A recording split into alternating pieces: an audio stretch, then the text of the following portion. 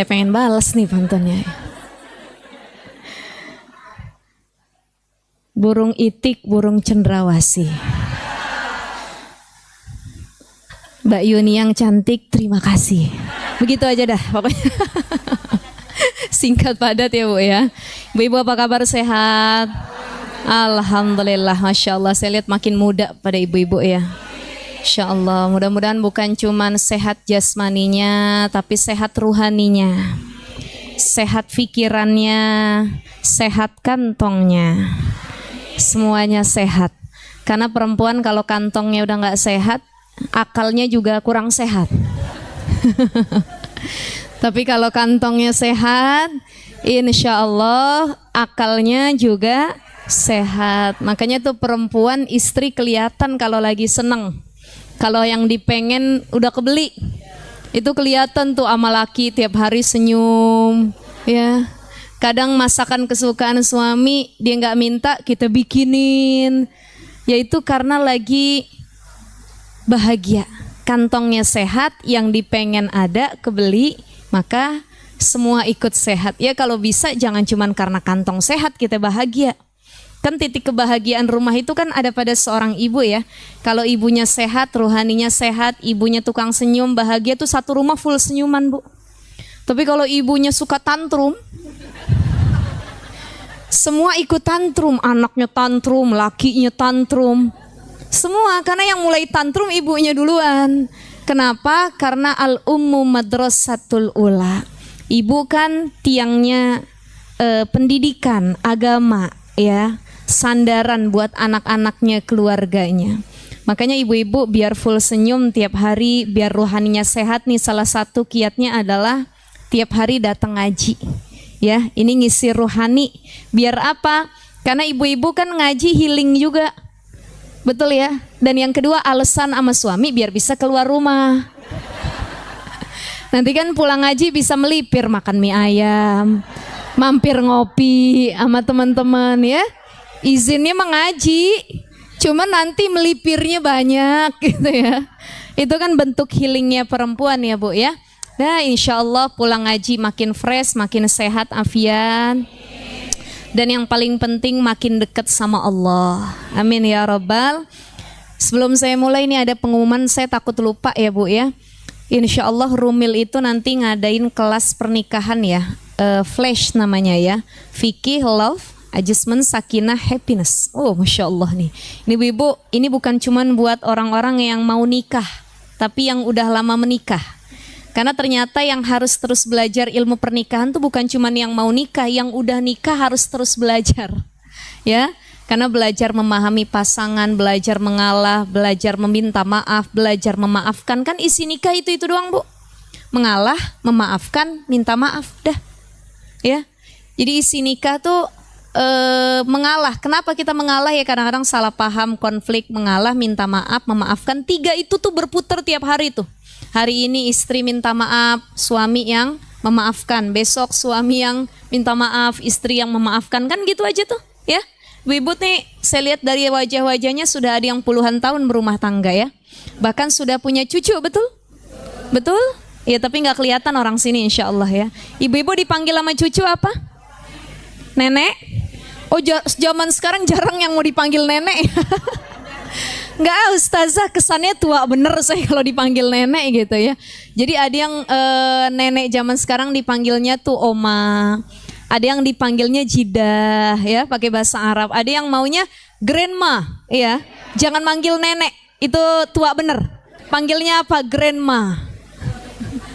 Atau ada juga nenek yang mau dipanggilnya bunda. Jadi sama ibunya manggil mama, sama neneknya bunda. Ya, ini anaknya bingung, emaknya yang mana, bundanya yang mana ya. Ya orang sekarang jarang yang mau dipanggil nenek. Mungkin ada yang manggilnya nenek, kakek. Itu kan kalau panggilannya depan cucu. Tapi kalau sesama pasangan, masih ada suami, biarpun ibu udah menikah 20 tahun, 30 tahun harus ada panggilan khusus. Apa contohnya? Beb gitu ya. Ayang. Itu kan kalau lagi berdua tuh love time ya. Iya biarpun gak tahu cucu udah 10 Bu, tetap aja kita mah yang gitu ya. Ayang beb gitu. Atau macam-macam, ada yang bubub, ada yang bebeb, ada yang babab ya terserah dah. Itu panggilan khusus masing-masing ya Bu ya.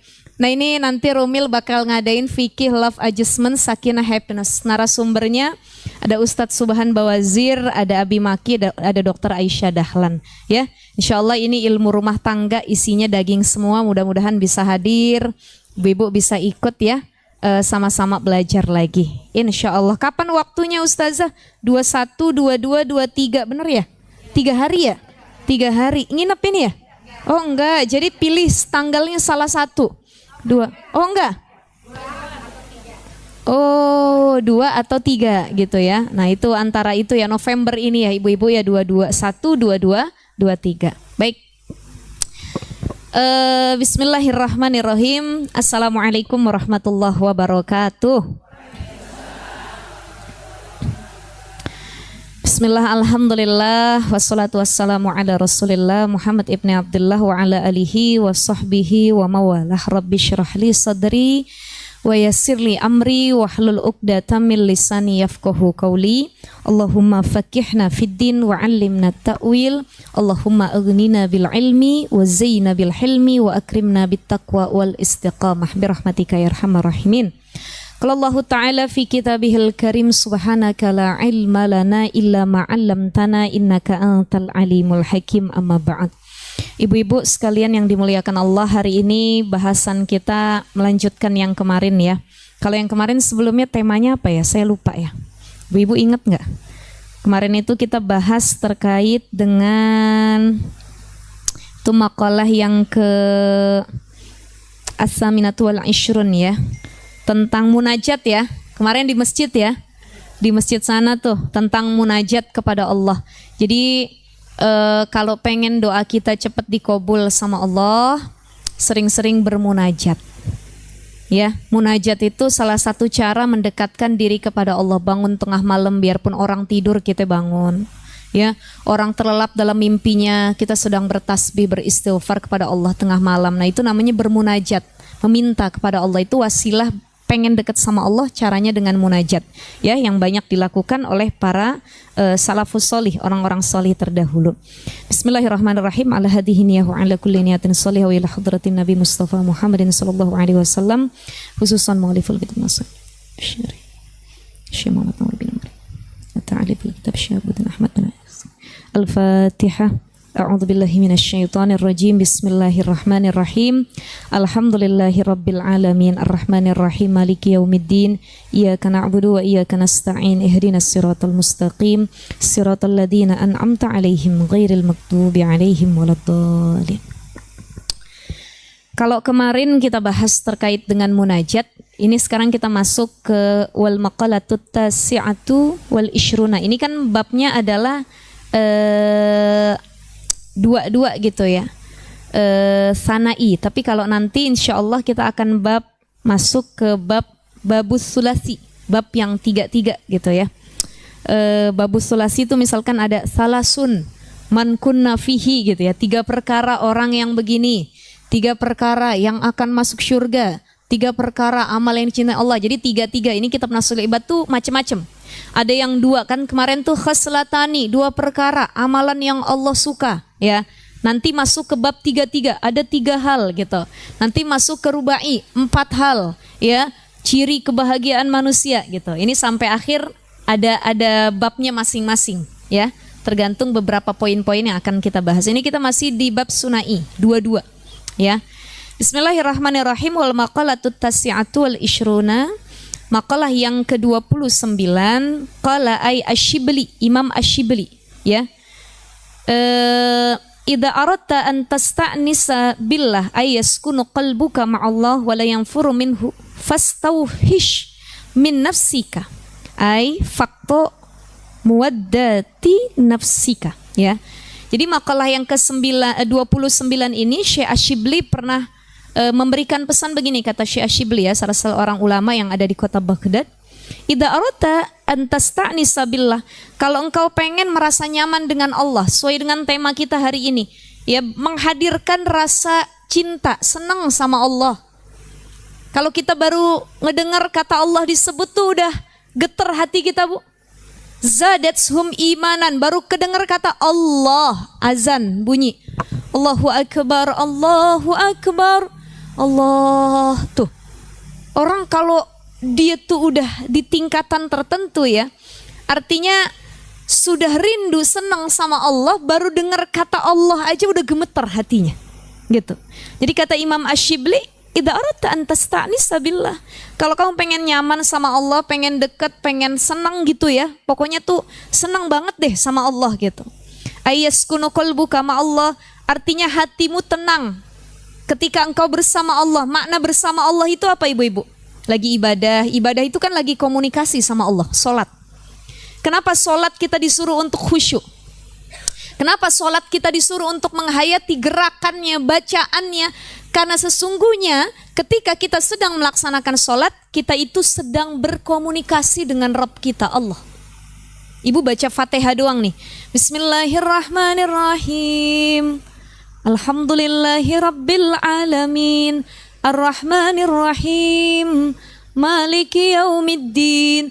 Kita tuh lagi muji Allah dalam surah Fatihah. Ya Allah, kan Allahu Akbar. Bismillahirrahmanirrahim. Alhamdulillah ya Allah. Terima kasih ya Allah. Alhamdulillahi Rabbil Alamin. Karena rizkimu, karuniamu, Rahman Rahimu, aku masih bisa berdiri melaksanakan sholat ya Allah. Ar-Rahmanir-Rahim, luar biasa kasih sayangmu ya Allah. Iyyaka na'budu wa iyyaka nasta'in. Ya Allah, saya punya masalah ya Allah, saya punya ujian, saya baru ketimpa musibah berat yang saya jalanin hari ini dan hari-hari kemarin ya Allah. Tapi saya kembali dalam sholat saya. Kenapa? Karena gak ada tempat saya berkeluh kesah, gak ada tempat saya ngadu, gak ada tempat saya curhat, kecuali iyyaka na'budu wa iyyaka nasta'in. Cuman Engkau yang mau dengerin aku ya Allah. Itu kan lagi sholat, lagi komunikasi bu. Makanya orang kalau dia benar-benar deket sama Allah, sholatnya tuh dihayatin. Walaupun khusyuk itu kan sulit nih, ya khusyuk sulit nggak? Sulit. Karena apa? Karena orang lagi sholat itu kan hadir setan, salah satu setan yang menggoda seorang ketika sholat, dikasih was-was. Pikirannya mengambang kemana-mana, boro-boro mahamin Fatihah. Yang ada mikirin yang hilang biar ketemu tuh lagi sholat dipikirin. Perasaan tadi dompet ditaruh di bawah meja katanya. Tuh lagi sholat dia pikirin ampe salam bu. Makanya kalau mau sholat pertama baca ta'awuz dulu. A'udzubillahi.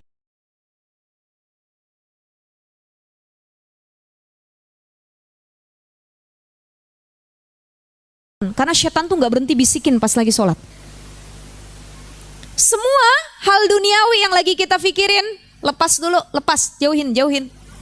Ibu lagi scroll di Shopee, lagi scroll di live TikTok, ya, pengen beli jilbab warna merah, ada pilihannya merah bata, merah marun, merah cabe.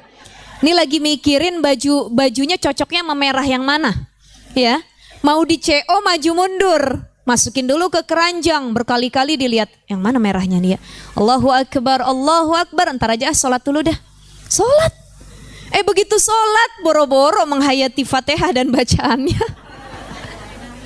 Bismillahirrahmanirrahim. Alhamdulillahi Rabbil Alamin. Dilihat motif bajunya, kayaknya masuk ke merah bata sih. Iyyaka na'budu wa iyyaka nasta'in ihdinas siratal mustaqim. Bu, ibu,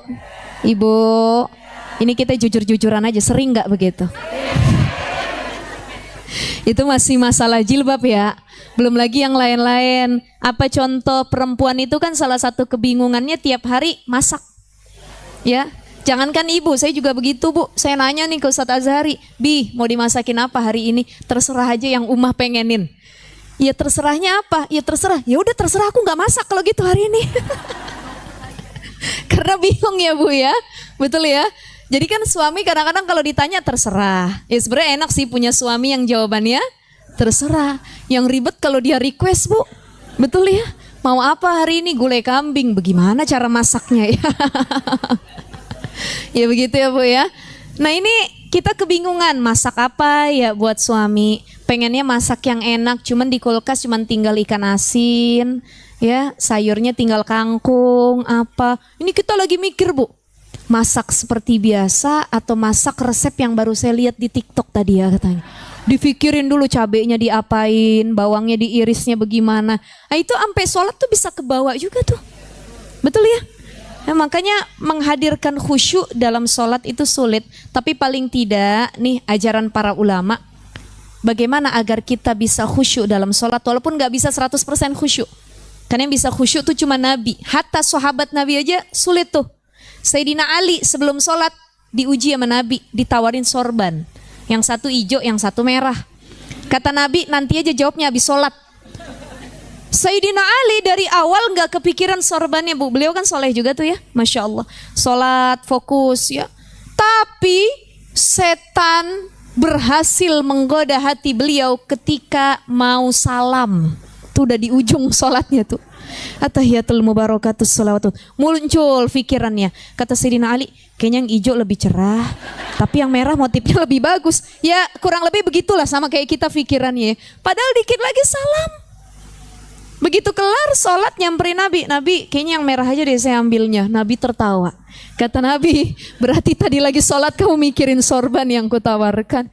Iya wahai Nabi, Masya Allah sulit sekali untuk khusyuk nih. Para sahabat aja sulit khusyuk, apalagi kita, Bu. Kita sujud, kita masih jauh dari para nabi, para sahabat ya Bu ya. Apalagi kita. Ya Allah ya Rahman. Nah kata para ulama, kata Imam Abu Hatim Al-Asim ya, beliau bilang begini. Kalau pengen khusyuk dalam sholat, salah satunya bayangin tuh sholat terakhir kita. Bayangin. Kalau kita sholat zuhur, bayangin jangan-jangan nanti asar saya kagak bisa sholat lagi, udah jadi mayit gitu.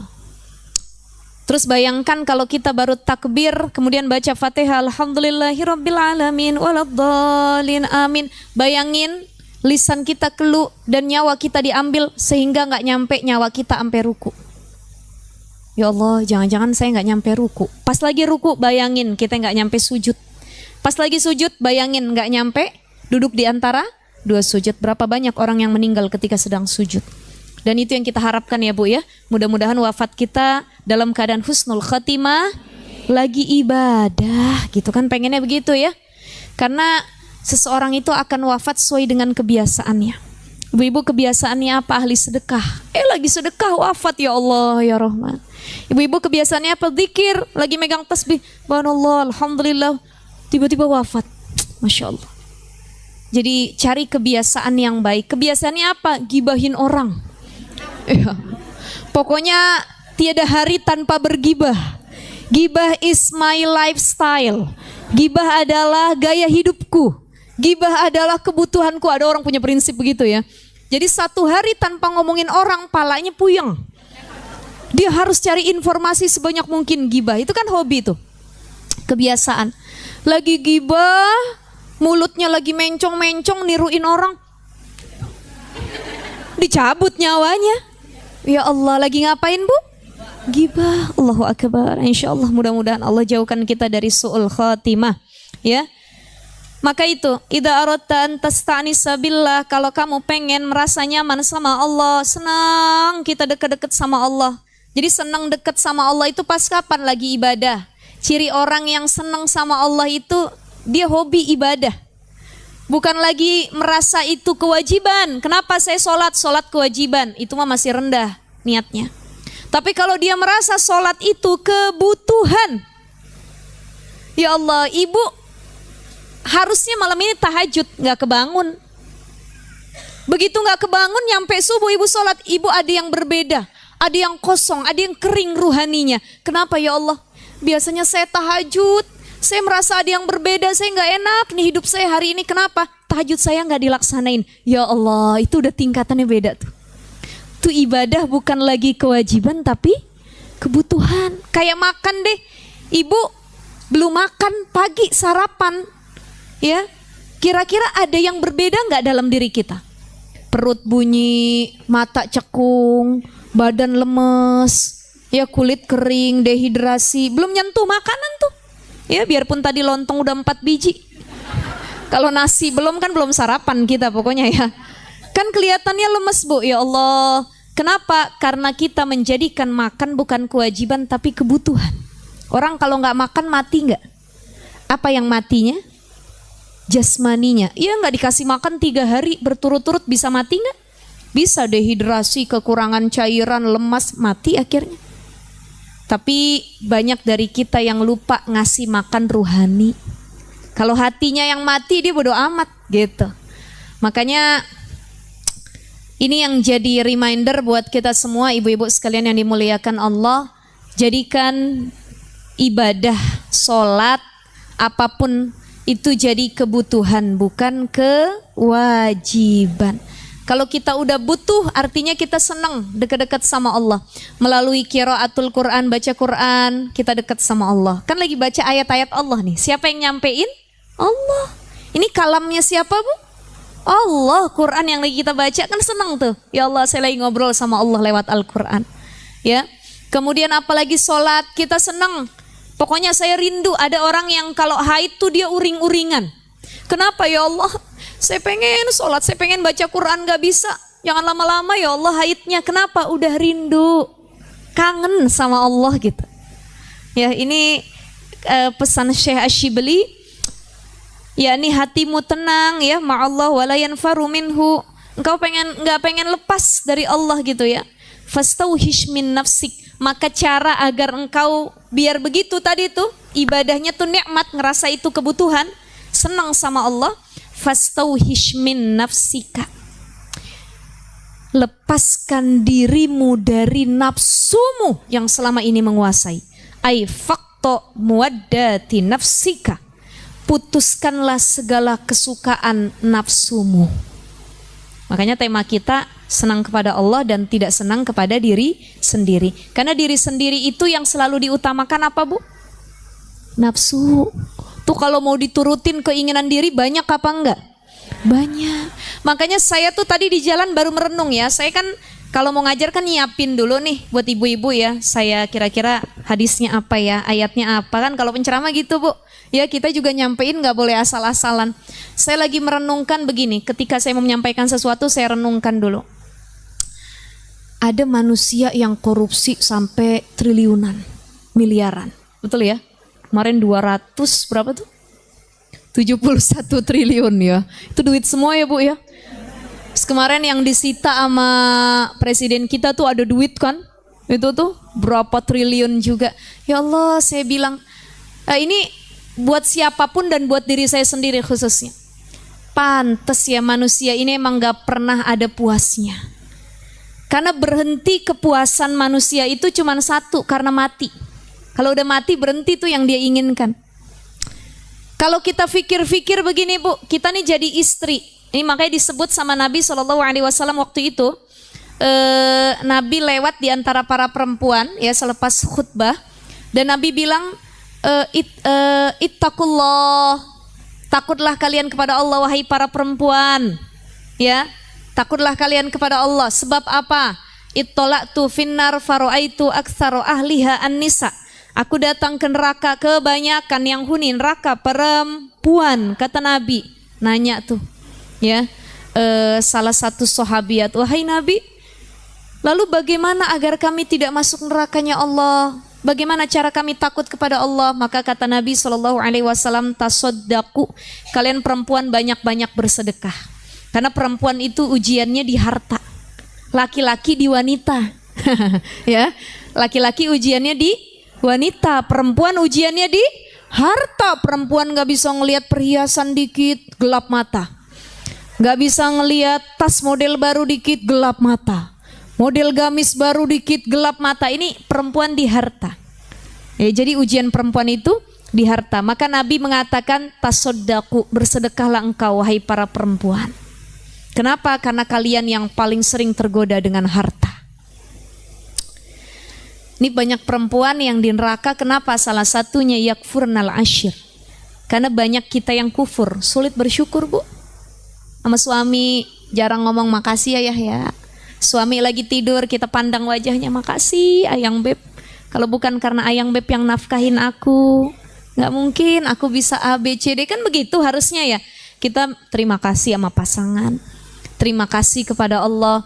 Nyatanya yang paling sulit diaplikasikan tuh bener Bu, selain ikhlas apa? Syukur. Ikhlas tuh kan sulit tuh, betul ya? Yang kedua apa? Syukur itu sulit. Orang udah punya gaji sebulan 20 juta, makan tercukupi, enak. Tapi kan silau matanya, yah kita punya mobil ini ya, kita beli ya yang ono tuh yang terbaru, ganti.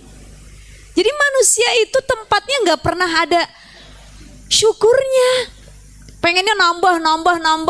Sampai kapan nambahnya? Pengen, mati. Punya, mati. Nambah, mati ujung-ujungnya. Alhaakumut takatsur hatta zurtumul maqabir. Ternyata yang meng-cut off, yang mutusin kemauan manusia cuma satu, kematian. Makanya kata para ulama, aksiru dzikra hadimil ladat. Perbanyaklah mengingat perkara yang mutusin kenikmatan dunia. Apa itu? Al-maut, kematian. Jadi kata para ulama disuruh sering-sering merenung kematian. Ya Allah, kalau saya pakai kain kapan bagaimana? Kalau saya dikubur sendirian bagaimana ya Allah? Tiba-tiba datang malaikat, gak ada yang nemenin anak cucu saya, pasangan saya. Tuh, itu kita membayangkan kematian. Dan kalau kita bayangin kematian, kita gak begitu terlalu menggebu-gebu sama dunia. Ya, makanya kalau lagi Bu, kita pasti hidup nih sering di momen yang lagi cinta banget sama dunia. Ya, belanja tiap hari gak berhenti, Shopee, masuk paket ya. Tujuan destinasi jalan-jalan ada, duit dikumpulin, deposit harus sebanyak-banyaknya. Kita lupa sama kematian. Maka coba renungin kematian.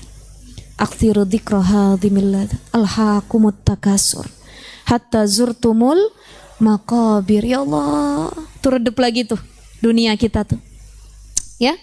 Jadi itu cara meredakan diri kita agar kita mampu tenang bersama Allah. Karena apa? Lepaskan nafsu yang ada dalam dirimu yang menggebu-gebu.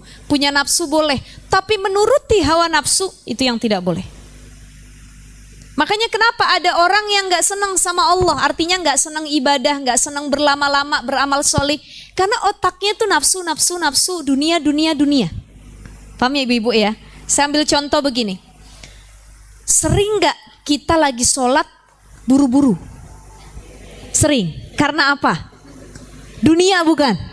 Dunia. Allahu Akbar. Ini reminder buat kita semua ya Bu ya. Kita mau pergi jalan-jalan ya. Kita sholat, saya mau ke ini nih, mau naik pesawat, saya mau jalan-jalan ke luar negeri. Sholatnya diburu-buru. Kita lupa destinasi utama kita tuh bukan dunia, tapi akhirat Allah. Dan ini ciri bahwa kita lebih senang menuruti hawa nafsu daripada berlama-lama dengan Allah. Baca Quran, malesnya bukan main, apalagi udah ada handphone nih Bu. Jadi orang baca Quran, handphone taruh di samping. Masuk WA, buka handphone dulu. Setengah jam nih, dah baru lanjut lagi baca Qurannya. Itu juga kalau mau, kadang-kadang udah pusing megang handphone. Udah ntar lagi dah, shodaqallahul azim. Padahal yang dibaca baru seain. Belum satu lembar tuh. Ya. Nah itu. Maka mari sama-sama ibu-ibu, saya nih lagi nasehatin diri sendiri. Ya, kita nasehatin diri kita sendiri semua. Jangan turuti semua hawa nafsumu, keinginan duniamu. Kenapa? Itu yang bikin kamu gak senang berlama-lama sama Allah. Zikir keburu-buru, sholat keburu-buru, baca Quran keburu-buru, ngaji keburu-buru. Gak senang kita sama Allah. Padahal Allah senang berlama-lama ketika hambanya sedang berkomunikasi dengannya. Yaitu ya, fastauhish min nafsik, lepasin ya nafsu duniawimu, putuskanlah kesukaan nafsumu untuk Allah. Apalagi cirinya Bu, biar kita senang sama Allah. Ya ngelepasin nafsu kita kan banyak. Tadi ibadah jangan keburu-buru. Yang kedua, qillatun naum, sedikitin tidur. Orang terlalu banyak tidur sulit ibadah. Ya. Kenapa sih kita sulit bangun malam? Karena tidur tuh enak loh malam-malam. Betul nggak? Dan cobaan orang ibadah di malam hari itu lebih berat daripada di siang hari. Kenapa? Karena hamba yang bangun tengah malam, mereka hamba pilihan Allah. Ya. Wa minal laili fatahajjat bihi nafilatan lak asa ayyab'atsaka rabbuka maqaman mahmuda. Orang yang bisa ngelawan hawa nafsunya untuk tidak ngelanjutin tidur, dia bangun tahajud. Nih orang pilihan, biasanya derajatnya tinggi di sisi Allah. Yang kedua, di tengah-tengah manusia pun derajatnya tinggi yang begitu. Jadi kalau ibu pengen ngelihat orang yang secara hidupnya tuh luar biasa ya, bukan cuma masalah harta. Jadi jangan iri sama orang yang banyak hartanya tapi nggak dipakai ibadah. Irilah sama orang yang banyak harta dan hartanya dipakai buat ibadah. Sedekahnya rajin, umrohnya rajin, bantu orang rajin, ngajinya rajin, dan hartanya banyak. Kita lihat mungkin ada amalan yang dia lakuin dan saya sulit untuk melakukannya. Di antaranya apa? Bangun malam.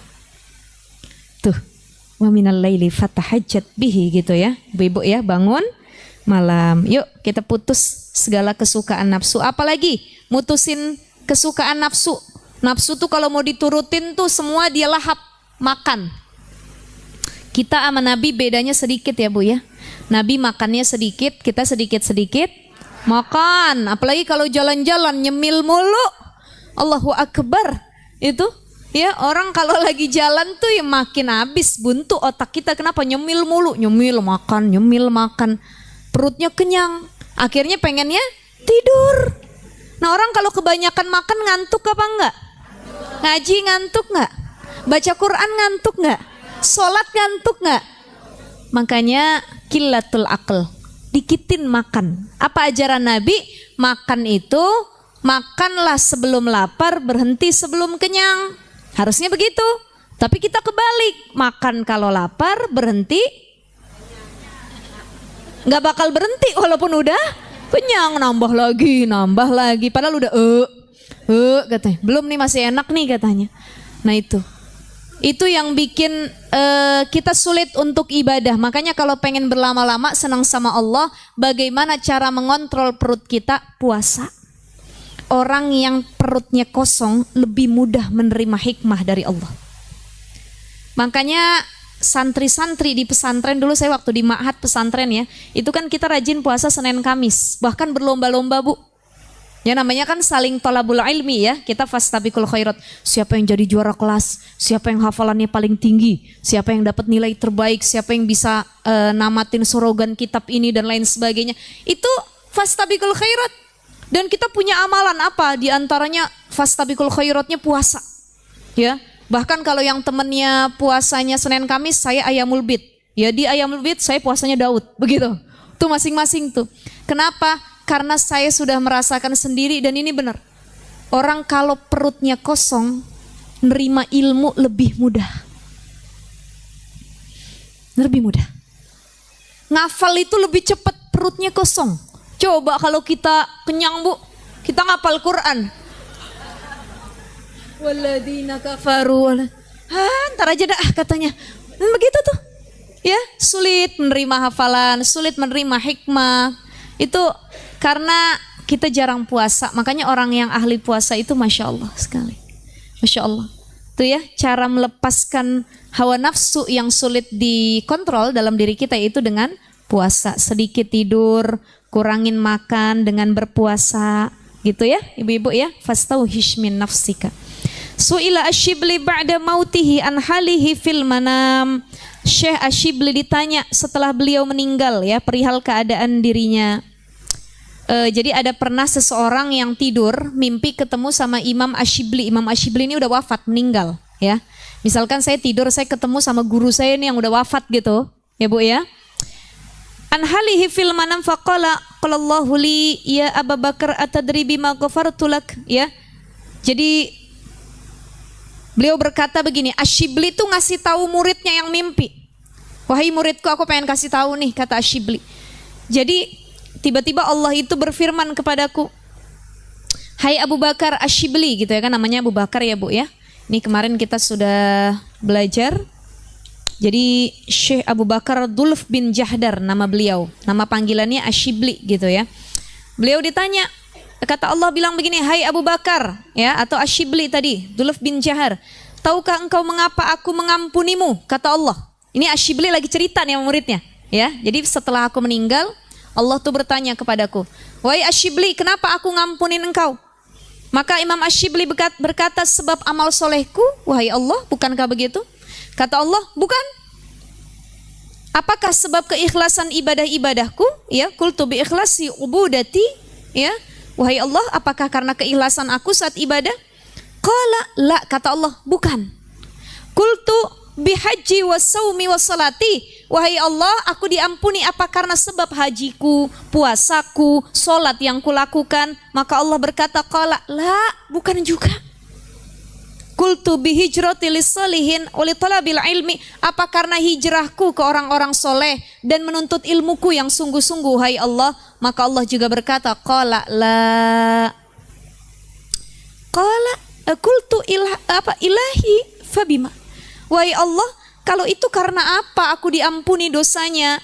Faqala ta'ala, maka berfirman Allah Ta'ala, atadhkuru hina kunta tabshi fi darbi Baghdad fawajadta hirata saghiratan qad afahal bardu wa hiya tanzawiyu min syiddatihi. Kata Allah Subhanahu wa taala, wahai Asyibli, ingatkah ketika engkau berjalan di gerbang kota Baghdad? Ya, tamshi fi darbi Baghdad fawajadta hirata saghiratan, engkau menemukan seekor kucing kecil di dekat pagar Baghdad itu. Qad afahal bardu, dia lemah, kucing itu kedinginan. Dia dalam keadaan yang lemah, ya. Wa hiya tantazawiyu min syiddatihi, ya, terbojok karena kedinginan menggigil. Fa akhadtaha rahmatan laha wa adkhaltaha fi farwa kana 'alaika wiqayatan laha. Fa qultu na'am. Kata Imam Asyibli. Jadi kata Allah begini, Asyibli, ingat enggak waktu dulu kamu masih hidup, kamu tuh ngelewatin gerbang Baghdad, ya. Dan di gerbang itu kamu ngelihat kucing kecil menggigil hampir mati kedinginan. Terus apa? Engkau peluk kucing itu, engkau selamatkan, engkau bawa, ya, engkau beri kehangatan. Apakah engkau ingat? Ya, aku ingat, wahai Allah. Faqala ta'ala birahmatika litilkal hirrati rahimtuka. Allahu akbar. Apa kata Allah? Karena sebab rasa sayangmu kepada kucing itu sewaktu hidupmu, maka aku menyayangimu dengan mengampuni dosamu. Ya Allah, Bu, Ibu, halo. Karena apa diampuni dosanya, Bu? Karena sayang sama kucing. Ini kalau ngomongin kucing saya jadi malu karena saya takut sama kucingnya. Pengen saya sayang sama kucing, cuman bukan karena saya jahat sama kucing, saya yang takut sama kucing. Baru diliatin saya udah kabur, itu kucing yang liatin saya. Dan emang itu kucing itu bakal ngedeketin orang yang gak ganggu dia. Atau orang yang semakin takut semakin dideketin. Kenapa? Karena dia tidak mengancam nyawaku, kata kucing. Kenapa orang dia takut sama aku gitu ya? Berapa kali saya mau makan gak jadi, Bu, ngelihat ada kucingnya saya gak jadi. Ya, atau lagi makan tiba-tiba makan saya lompat, pernah? Ya, itu bertabur makannya. Jadi Ustadz Azhar itu suami saya udah paham bener, kata suami saya, kenapa? Kucing. Kata Ustadz Azhar. Ya, Masya Allah ya, Bu, ya. Nah, ini bagi yang suka binatang, melihara kucing, karena kucing juga salah satu binatang kesayangan Nabi ya, Bu, ya. Itu gak ada ruginya. Karena dalam hadis Nabi SAW, apa kata Nabi? Irhamu man fil ardi yarhamkum man fis sama. Sayangilah orang-orang yang ada di bumi, semua makhluk Allah. Yarhamkum man fis sama. Kalau engkau sayang sama makhluk Allah, siapapun itu, Allah akan sayang kepadamu. Irhamu man fil ardi. Jadi kalau ada pertanyaan begini, dulu ada seorang pemuda yang dia minum kehausan, masuk ke dalam sumur, Bu, dia minum.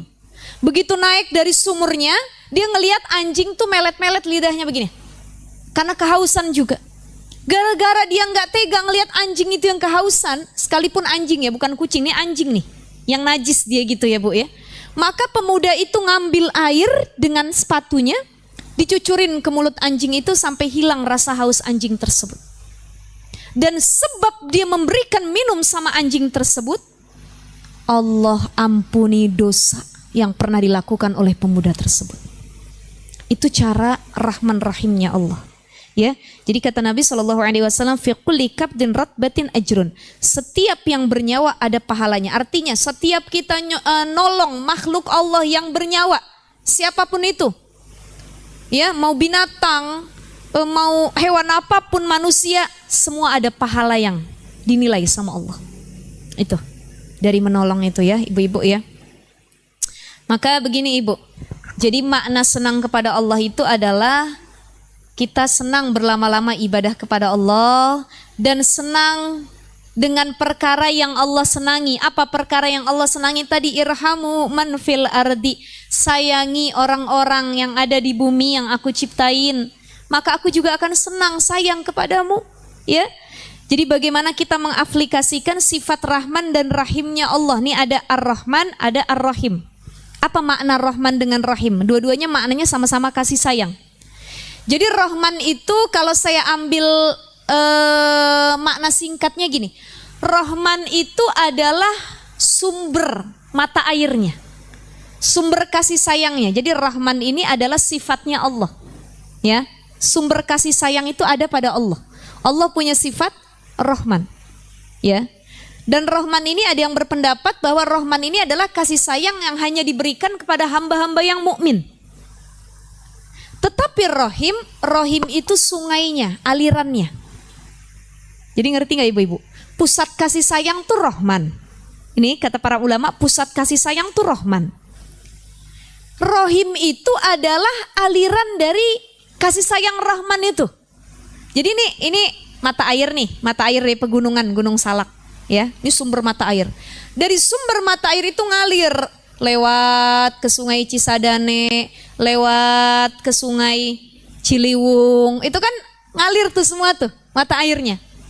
Dan saya ingin tanya, semua aliran di sungai itu semua orang bisa ambil airnya apa enggak? Bisa. Itu namanya Rahim. Jadi Rahim itu kasih sayang Allah yang sudah disebarkan kepada seluruh makhluk yang ada di dunia. Itu namanya Rahim. Dan Rahman adalah pusat sifat kasih sayangnya Allah, sumbernya. Makanya Allah mengaplikasikan sifat rahimnya itu sama perempuan. Kita punya rahim, Bu. Kita punya nggak rahim? Punya. Dari rahim ini udah lahir anak-anak yang soleh-soleha insya Allah, ya. Kenapa namanya rahim? Karena rahim itu wujud kasih sayangnya Allah. Dan ada yang berkata begini, kenapa bayi ketika lahir nangis? Wah, karena bayi itu menangis, ada yang bilang karena takut dilihatin sama setan katanya. Ya. Ada yang bilang dia menangis karena kaget dengan dunia. Ya. Ya Allah, bagaimana aku menghadapi dunia ini, begitu. Makanya nangis bayi.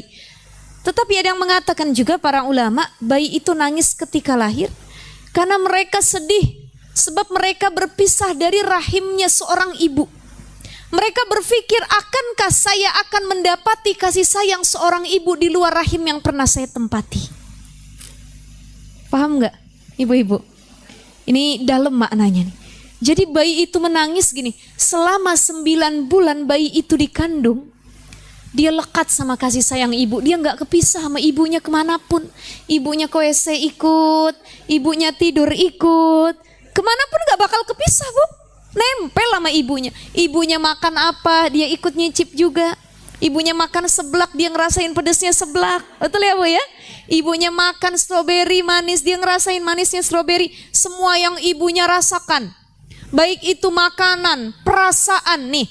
Kalau ada orang hamil sedih, anaknya ikut sedih, Bu.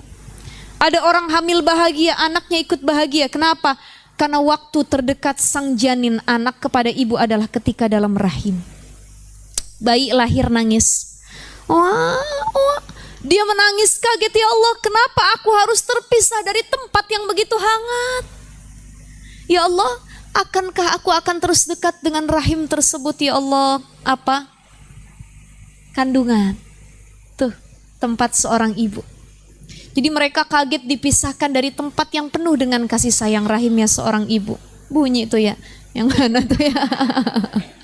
Masya Allah. Ini kan ngedenger suara bayi luar biasa ya Bu ya. Makanya ada dalam surah Muhammad itu dalam Al-Quran ya, Ruhama'u bainahum. Salah satu hal yang harus dilakukan sesama muslim, sesama makhluk Allah adalah Ruhama'u bainahum, saling berkasih sayang antar sesama. Kenapa dipakai kata ruhama? Ruhama itu jamaknya dari kata rahim. Kenapa dalam Al-Quran Allah tidak menggunakan kata Rahman, tetapi kata Rahim?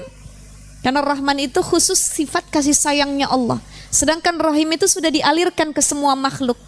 Dan Rahim ini, ya, Ibu tolong diperhatikan, sifat Rahim antar sesama makhluk adalah rasa kasih sayang yang melahirkan pengorbanan. Itu Rahim. Itu Rahim. Seorang ibu melahirkan, mengandung, berkorban atau tidak? Apa pengorbanannya? Badannya rusak, kecantikannya hilang, ya. Kemudian, ya banyaklah dia berkorban. Ketika melahirkan, the struggle of life, berjuang demi hidup. Ada yang wafat ketika melahirkan, ada yang setelah melahirkan lumpuh, ada yang setelah melahirkan sakit parah, ada yang masuk ICU dan lain sebagainya. Itu Rahim. Bu, Ibu, sakit nggak melahirkan? Sakit nggak mengandung? Perih nggak menyusui? Kok kita mau berulang kali kita lakuin? Betul nggak? Orang kalau baru ngelahirin nih, sekali dia ngelahirin ya, dia bilang sama suaminya, ayah ampun pokoknya sekali aja mama ngelahirin, nggak mau lagi, ya. Ntar udah lama-lama anak udah gedean dikit, dia yang minta sama suami, iya kita punya anak lagi yuk ya, katanya. Kok ustazah tahu bener saya begitu juga bu, sama gitu kan. Anak masih kecil saya bilang, bi, ntar lu ya bi, udah gak usah nambah lagi bi, udah cukup, inget yang kemarin kontraksi dan lain sebagainya. Ini anak udah gedean lagi, bi nambah yuk bi, kita belum punya anak perempuan. Kan begitu perempuan ya. Padahal kita masih ingat betul bu rasa sakitnya. Tapi itu yang disebut dengan masokhisme. Rela menyakiti diri untuk mendapatkan kenikmatan. Ngelahirin sakit, banyak urat yang putus, berjuang hidup dan mati. Tapi ketika lahir bayi itu menangis, wah, nangis, keluar air mata. Apa kita bilang, ya Allah ini karunia terbesar dari Allah. Tuh, kan begitu? Itu Rahim namanya. Orang jatuh cinta, mencintai karena Allah. Ini salah satu kalau pengen dapat rasa cinta, senang sama Allah, maka salinglah kita mencintai karena Allah antar sama makhluk. Kita nggak egois, bukan cuma memikirkan diri kita sendiri. Maka pesan dalam Al-Quran apa kata Allah? Ruhama ubainahum, saling berkasih sayang kalian antar sesama. Atau kata Nabi tadi, irhamu mangfil ardi, jangan cuma sayang sama diri kamu sendiri, sayangin orang-orang di sekitar kamu, sayangin makhluk Allah yang lain. Kalau kamu sayang sama makhluk Allah yang lain, maka Allah juga sayang sama kamu. Mencintai karena Allah, mencintai pasangan ibu. Ibu dulu pas pengen nikah sama suami, ada nggak perjuangannya? Berkorban nggak? Apa pengorbanannya? Kira-kira?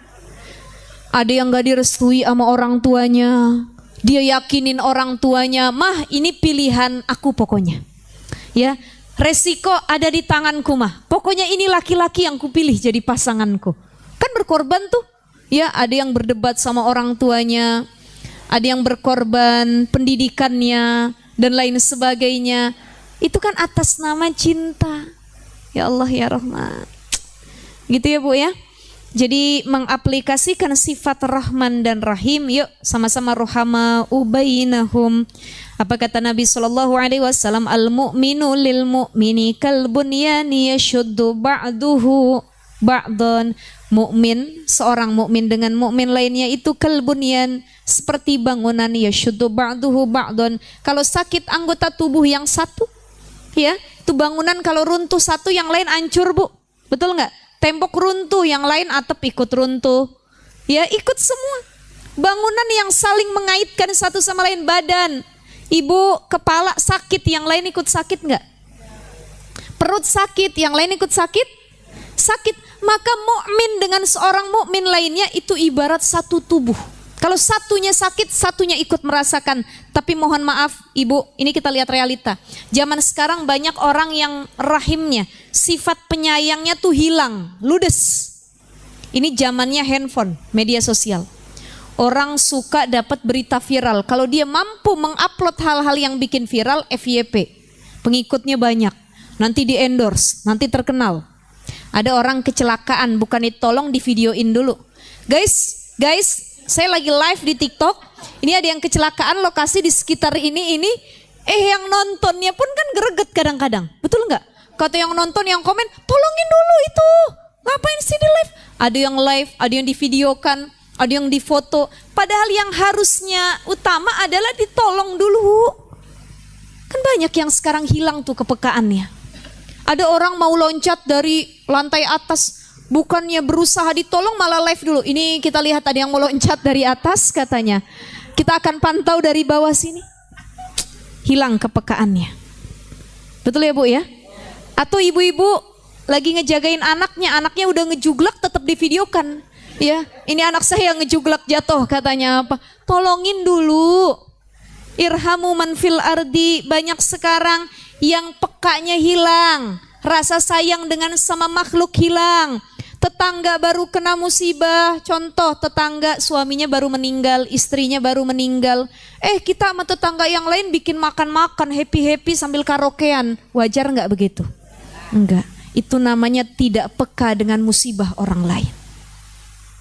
Saudara kita lagi ditimpa penyakit, kita nggak ada yang namanya tuh ya care gitu ya, peduli dan lain sebagainya. Hilang zaman sekarang rasa peka, rasa kasih sayang.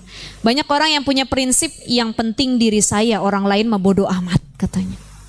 Yang penting keluarga saya, keluarga orang mah biarin aja. Ini hilang rasa peka terhadap sesama mukmin.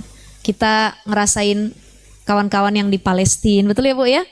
Kawan-kawan yang sedang kesusahan di Sudan tuh, ibu ngeliat nggak kemarin di Sudan beritanya? Itu warga sipilnya dibunuh ribuan orang Bu. Ya Allah, kita doain Indonesia mudah-mudahan ya. Allahumma ij'al hadza baladan aminan. Allah kasih negeri kita yang aman sentosa.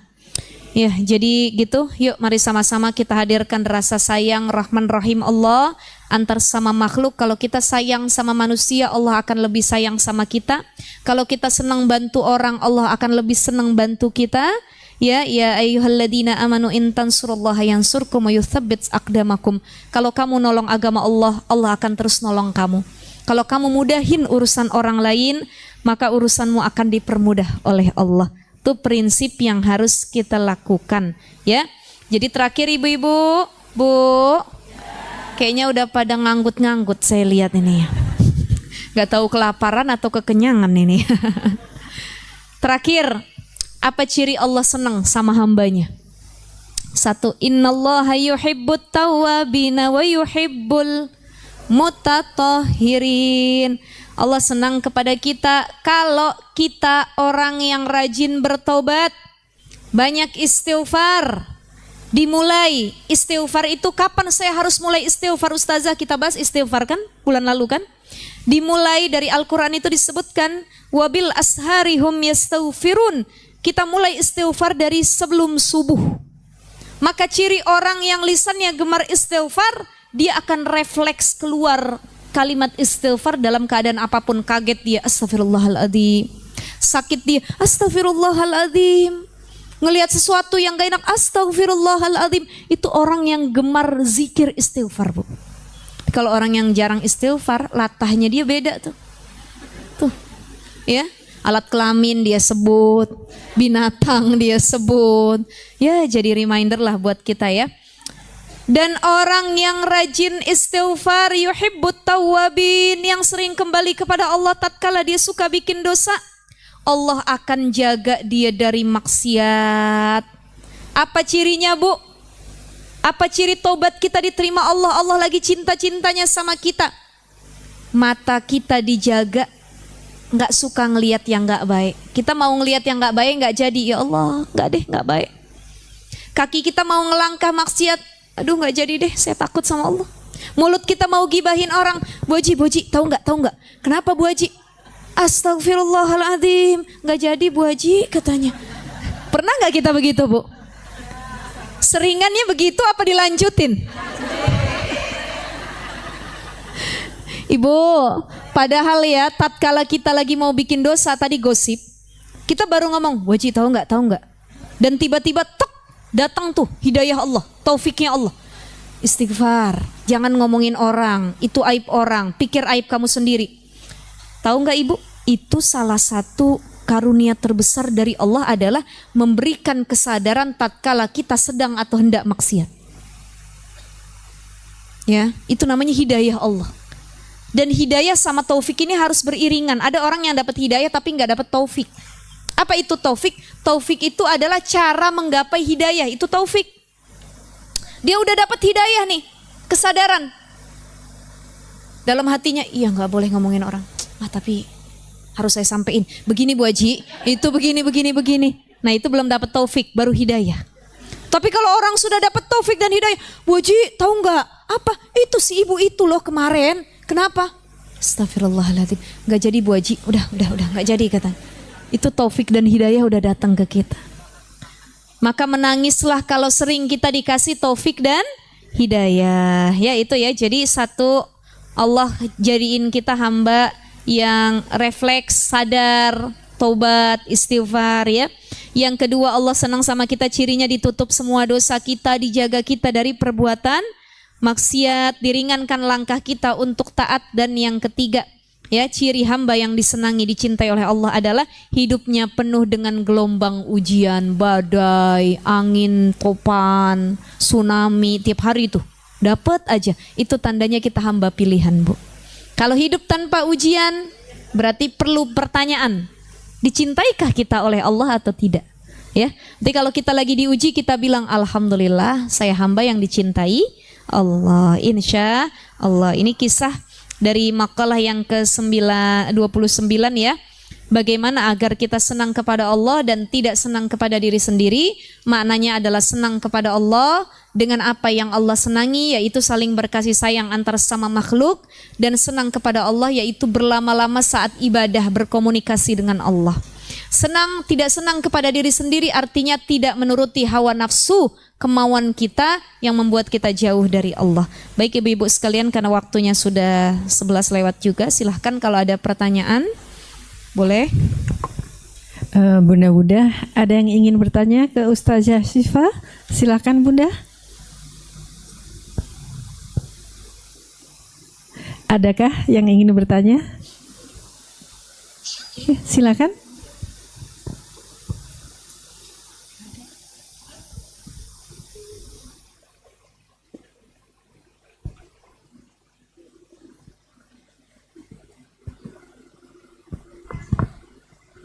Assalamualaikum warahmatullahi wabarakatuh. Waalaikumsalam warahmatullahi wabarakatuh. Saya menanya di luar tema, Ustazah. Kalau sholat qada itu sebenarnya itu boleh nggak ya Ustazah? Kalau misalnya kita mungkin di masa lalu pernah sholat yang nggak pernah ninggalin sholat gitu, ya. Itu bisa nggak? Sebenarnya saya pernah tanya, katanya bisa. Tapi saya mau tanya lagi dengan yang lain lagi gitu. Itu aja. Baik. Tadi innallaha yuhibbut tawwabin, orang suka kepada orang yang bertobat. Ya, yaufir lakum dzunubakum, Allah akan ampuni dosa kamu selama kamu terus bertaubat. Artinya mungkin kita dulu nggak tahu ilmunya, kita mungkin dulu lalai, kita pernah di masa jahiliyah mungkin ya, kita ninggalin sholat, tetapi kan sekarang kita sudah kembali kepada Allah. Jadi tidak diampuni dosa yang pernah kita lakukan kecuali kita bertobat dengan taubatan nasuha. Akan Allah ampuni dosa apapun itu dengan catatan taubatannya nasuha. Ya, kita istighfar, kita sholat taubat, kita meninggalkan dosa tersebut, artinya kita nggak ninggalin sholat, dan kita minta ampun sebanyak mungkin. Nah itu yang disebut dengan taubatan nasuha. Akankah kita diampuni? Insya Allah, selama kita sudah taubat. Dan apakah harus saya qadha? Iya, diqadha. Bagaimana cara mengqadha sholat? Saya lupa ada jumlahnya berapa Ustazah, karena udah lama benar dulu. Ya, misalkan kita haidnya dulu atau apa disebutnya, kita balighnya usia 12 tahun. Nah pas kita baligh itu kita boro-boro sholat, Bu. Ya, dari 12 tahun mungkin saya baru sholat Ustazah usia 30 tahun katanya. Berarti berapa belas tahun tuh yang gak sholat tuh? 18 ya? Ya 19 tahun ya, atau 17 sampai 18 tahun lah. Nah itu, apakah harus saya qadha terus Ustazah? Untuk kehati-hatian silahkan qadha di setiap waktu sholat. Walaupun kita lupa berapa bilangan yang pernah kita tinggalkan. Jadi subuh sholat hari itu, habis itu qadha lagi sholat subuh. Zuhur sholat, habis itu qadha lagi zuhur. Ya Allah, saya mau qadha sholat di waktu yang dulu-dulu pernah saya tinggalin. Itu boleh, seperti itu. Jadi diqadha ya, untuk kehati-hatian kalau kita dulu pernah meninggalkan sholat. Yang paling sering sholat apa yang sering kita tinggalkan? Subuh misalkan. Ya. Dan niatnya nanti sholatnya itu usolli fardhu subhi rakaataini mustaqbilal kiblati qadaan lillahi ta'ala. Kenapa? Karena dilakukannya bukan pada waktu tersebut, tapi sudah diqadha. Kalau dilakukan pada waktu tersebut disebut dengan adaan lillahi ta'ala. Gitu. Ya, seperti itu Ibu ya. Insyaallah diampuni sama Allah dan kita coba qadha, ya, kita coba sempurnakan dan ya itu intinya, taubatan nasuha. Ya, insyaallah. Ada lagi Bunda? Oh iya. Oh, di mana? Assalamualaikum warahmatullahi wabarakatuh. Waalaikumsalam warahmatullahi wabarakatuh. Ibu Ustazah, saya mau tanya gini, mencintai sesama umat ya. Kebetulan alhamdulillah saya baru mendapatkan seorang cucu ya dari anak mantu saya. Kebetulan saya tidak punya anak perempuan, selama ini punya anak laki. Nah, saya mau memperlakukan anak mantu saya itu seperti anak saya sendiri. Tetapi ketika saya sekarang ini, karena baru 1 minggu ya, mungkin saya membantu untuk kebaikan dia apa itu. Tapi jadi salah. Dia Ya? ngerasa Salah paham jadi. Iya, salah paham. Jadi dia ngerasa kita itu mengatur hidup dia gitu. Jadi saya jadi sedih.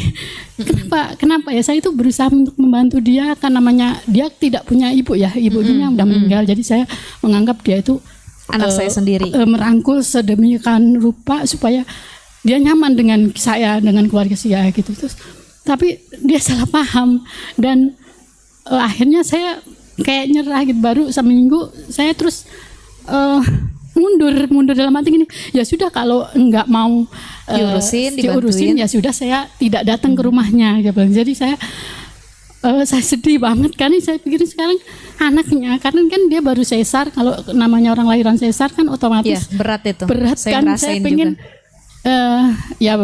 kalau saya mungkin ya udah bisa mandiin atau apa gitu kan, karena kita udah punya anak, pernah punya anak gitu. Tapi jadi salah, jadi seolah-olah saya ngatur hidupnya mereka gitu. Jadi salah nggak kalau saya mundur gitu. Ya. Terus apa yang harus saya lakuin gitu kan? Ini curhatan dari versi mertua ya, dari suara hati mertua.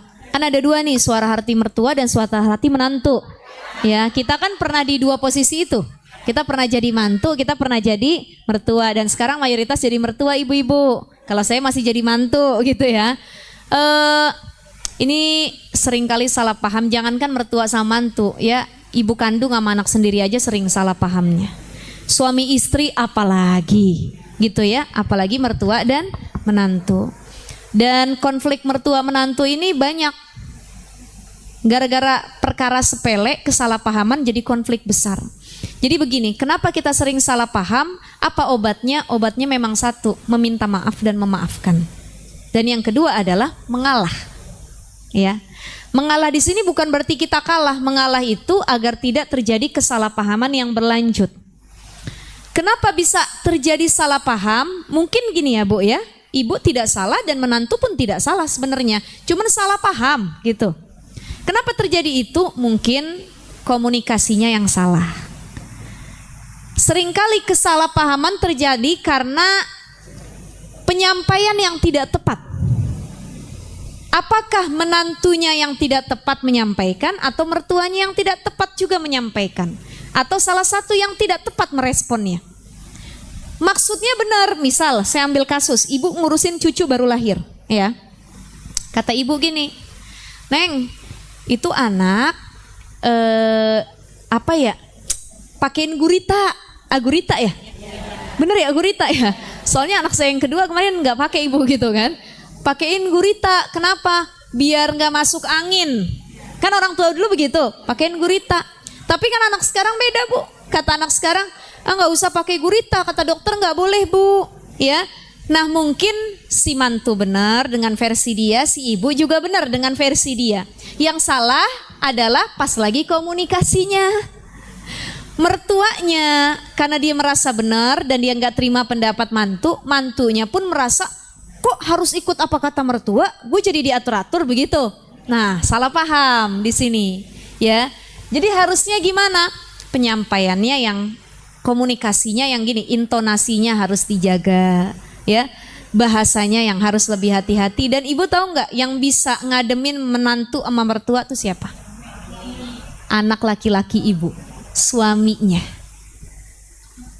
Suaminya datang sama ibu, Bu, maksud istri saya tuh bukan begitu, Bu. Bukan ibu ngatur-ngatur, tapi mungkin istri saya dia punya pemahaman yang berbeda ya. Ya maklum Bu, namanya anak zaman sekarang kan ada juga ya pengetahuan lain-lainnya begini. Dan mungkin dia pengen terapin ke anaknya gitu. Nah suaminya ketika datang ke istrinya dia nasehatin, Neng, sesekali kalau lagi ibu datang ngurus anak nggak apa-apa ikut kata ibu dulu aja. Ya kan orang tua lebih dulu hidupnya daripada kita. Kadang-kadang yang dibilang orang tua tuh benar. Jadi coba aja kita ikutin dulu. Nanti kalau ibu nggak di sini ya kamu mau ikut cara ibu atau enggak silahkan. Begitu. Jadi sebenarnya yang harus menengahi itu anak laki-laki suaminya, gitu. Dan keduanya yang harus lapang Bu, mengalah. Begini ya Bu ya. Kita jadi menantu pasti nanti akan jadi mertua. Dan seorang mertua dulunya adalah menantu. Kalau kita lagi merasa nggak enak hubungannya antar mertua dengan menantu, bayangkan posisi kita kalau jadi dia. Ibu kan sekarang mertua, dulu menantu kan? Ya Allah, saya kalau jadi menantu dulu diginiin sama mertua begini. Kira-kira enak nggak? Nah itu.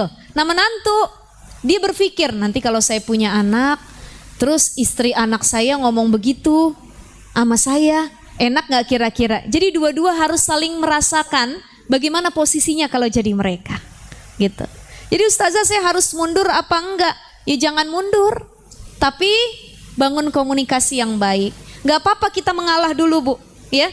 Berarti ibu adalah mertua yang luar biasa. Ibu datengin mantunya, Neng, maafin ibu ya. Maksud ibu bukan pengen ngatur-ngatur Neng. Ibu teh sayang sama Neng. Ibu nganggep Neng tuh anak ibu sendiri. Yang namanya ibu kalau udah sayang kadang-kadang yang ngomongnya suka keterusan karena udah nyaman. Kalau ibu hati-hati banget ngomong sama Neng, berarti ibu jaga jarak sama Neng gitu ya. Nah begini maksud ibu loh, ibu tuh sayang pengen cucu ibu begini, Neng juga begini biar sehat. Jadi bukan ngatur ya Neng ya, itu. Jadi mertua sama menantu Bu, yang harus sering di-talk, ngobrol bareng itu bukan cuma suami istri, mertua menantu juga. Kan ada mantu yang kagak mau datang ke rumah mertua. Ah gue mah gak mau diajak, lu aja yang berangkat sana ke rumah mak lu sendiri katanya gitu ya. Atau ada mertua yang kalau didatengin sama anaknya kata mertuanya bilang istri jangan dibawa ya katanya. Udah kamu aja sendiri. Ya, emak gak suka ngelihat mukanya begini-gini. Kan berantem tuh. Ya. Nah ini sering banget nih konflik-konflik. Ya intinya kalau mertua menantu sering banyak konflik. Ya. Entah mantunya yang begini apa mertuanya yang begini. Intinya membangun komunikasi itu penting Bu. Karena obat apapun komunikasi antar keduanya. Dan kedua apa tadi? Memaafkan dan meminta maaf. Mungkin ibu sakit ngelihat mantu begitu ya. Cuman maafin, mungkin dia sensitif Bu. Orang baru lahiran nih sensitif Bu. Bener. Saya pernah ngerasain kemarin sesar Bu. Kalau lahiran normal kan beda ya. Itu cepat pulihnya ya. Saya normal yang pertama, cepat pulihnya. Tapi kalau sesar Masya Allah, itu lebih sensitif kita Bu. Kita mau jalan susah, megangin perut, mikirin jahitan, mau nyusuin anak perut sakit. Itu ya kadang-kadang kena baby blues. Maka ibu rangkul mantunya. Neng, sini. Anggap ibu sendiri Neng. Sini. Ibu juga anggap kamu anak sendiri gitu. Ya. Jadi insya Allah komunikasi yang baik itu bisa mengobati hubungan antara keduanya. Baik ya Baik, ibu cukup, ya. Ustazah. Ya. Mengingat waktunya sudah siang, silahkan ditutup dengan doa. Baik, sama-sama kita baca Ummul Quran suratul Fatihah. Mudah-mudahan Allah sehatkan badan kita, dipanjangkan umur kita, disampaikan ke bulan suci Ramadan. Allah jadikan keluarga kita sakinah mawaddah warahmah. Dijadikan hubungan kasih sayang kita semakin baik, suami dengan istri, mertua dengan menantu, orang tua dengan anaknya, dan kita dengan saudara-saudara kita. Ala hadhihi niyah wa ala kulli niyatin salihah wa ila hadratin nabi al-fatihah. A'udzu billahi minasy syaithanir rajim. Bismillahirrahmanirrahim. Alhamdulillahi rabbil alamin arrahmanir rahim maliki yaumiddin. Iyyaka na'budu wa iyyaka nasta'in. Ihdinas siratal mustaqim. Siratal ladzina an'amta 'alaihim ghairil maghdubi 'alaihim waladdallin. Allahumma bihaqqil Fatihah وبسر الفاتحة وبكرامة الفاتحة افتح لنا أبواب الخير واختم لنا بالخير واجعلنا والحاضرين من أحسن أهل الخير يا فرج الحم يا كشف الغم يا من لعبده يغفر ويرحم والحمد لله رب العالمين سبحانك اللهم وبحمدك نشهد أن لا إله إلا أنت نستغفرك ونتوب إليك. Assalamualaikum warahmatullahi wabarakatuh. Waalaikumsalam warahmatullahi